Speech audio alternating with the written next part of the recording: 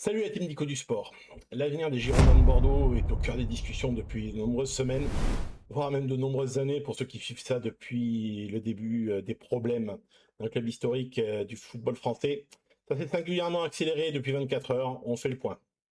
Les Girondins de Bordeaux donc avaient été exclus par la DNCG des compétitions nationales alors qu'ils devaient évoluer en National 1, quatrième division française. Les Girondins ont fait un recours auprès du Comité national olympique du sport français. Le CNOSF s'est prononcé hier soir et a rendu un avis défavorable, indiquant donc qu'il fallait respecter la décision de base de la DNCG. L'affaire était entre les mains de la Fédération française de football, dont on attendait une communication, et cette communication a eu lieu cet après-midi.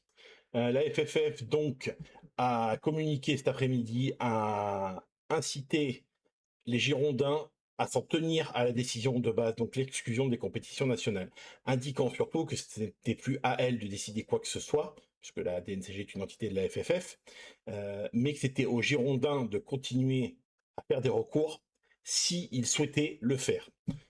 Le CNOSF, ce n'est pas une finalité, il y a encore d'autres voies de recours, le tribunal administratif notamment, mais surtout le tribunal arbitral du sport qui est souvent saisi dans ce genre de dossier. Les Girondins avaient communiqué ce matin euh, sur leurs réseaux sociaux en expliquant qu'ils allaient défendre leurs intérêts jusqu'au bout et qu'ils allaient exercer l'ensemble des voies de recours à leur disposition, ce qui laisse à penser donc qu'il y aura un nouveau recours. Maintenant, concrètement, ça veut dire quoi? Si les Girondins espèrent être réintégrés en National 1, le championnat national 1 a déjà repris. Donc c'est déjà très compliqué de leur faire une place et de sortir une équipe qui a été mise à leur place, bien évidemment. Le championnat régional 1 dans lequel ils sont censés évoluer suite à cette décision va lui reprendre le 29 août prochain, ce qui laisse donc forcément 2 semaines pour prendre une nouvelle décision. Maintenant, toutes ces décisions et tous ces problèmes qui ont été rencontrés au fur et à mesure d'un rachat qui finalement n'aura pas lieu par la société Sparta Capital, puisqu'il était lié à un maintien en National 1, rapproche les Girondins de la liquidation judiciaire. Les Girondins, comment dire, l'approuvent eux-mêmes dans leur communiqué en expliquant que si la FFF allait rendre un avis défavorable, cela pouvait signifier la mort du club.